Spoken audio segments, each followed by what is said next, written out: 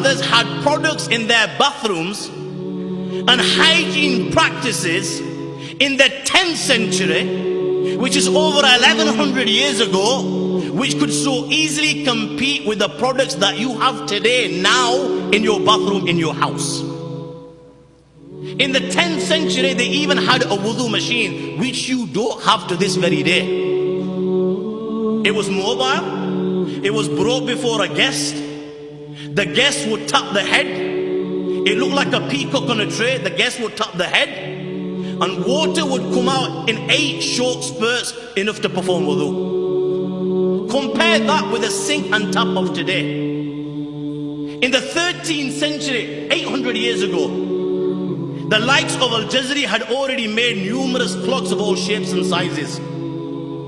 You believe that the first Big Ben is the one that's in London. That's not the first Big Ben. The first Big Ben was built by your forefathers in Fez, Morocco, Maghreb. Starbucks. The first coffee house in Europe appeared in 1645 in Venice. Your forefathers were drinking coffee hundreds of years before this, as it had been discovered by a man called Khalid as he grazed his goats on the slopes of Ethiopia. Abu Hassan Ali ibn Nafi, nicknamed Ziryab, he was the one that introduced the concept of a 3-course meal. Before that, the Europeans didn't even know what a 3-course meal was.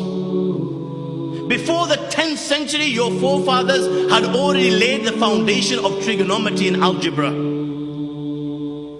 When it came to agriculture, S.P. Scott states that the Spanish Muslim agricultural system was the most complex, the most scientific, and the most perfect ever devised by the ingenuity of man.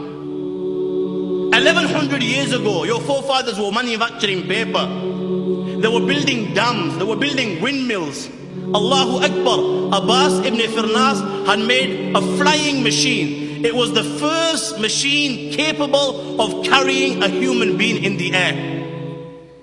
They were designing great buildings. Who can forget the earthquake-defying minarets of Sinan in Turkey, which did not even collapse even after an earthquake?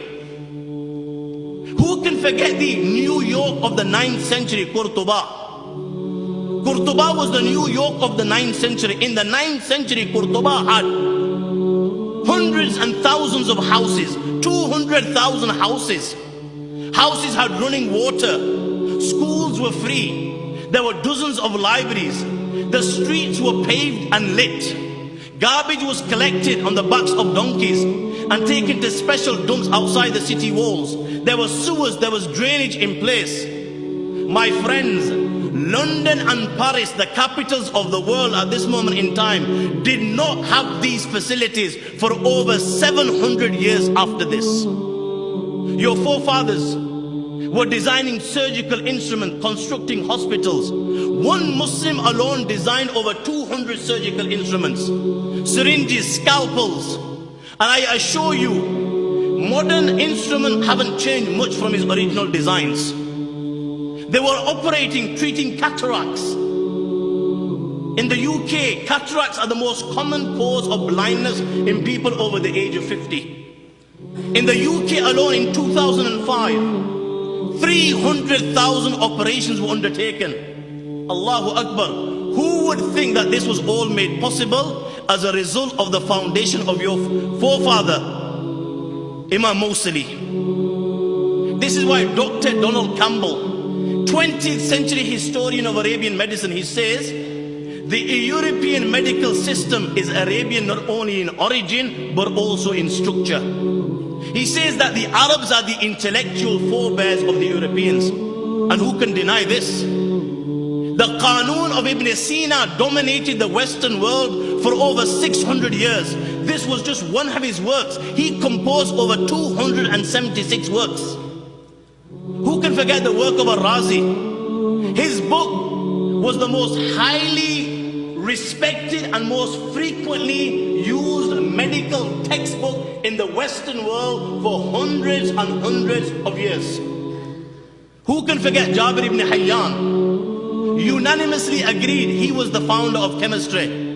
My young friends, it was your forefather who devised and then perfected sublimation, amalgamation, crystallization, oxidation, evaporation, and you can keep on naming them one by one. Who can forget Al-Kindi, an all-round master?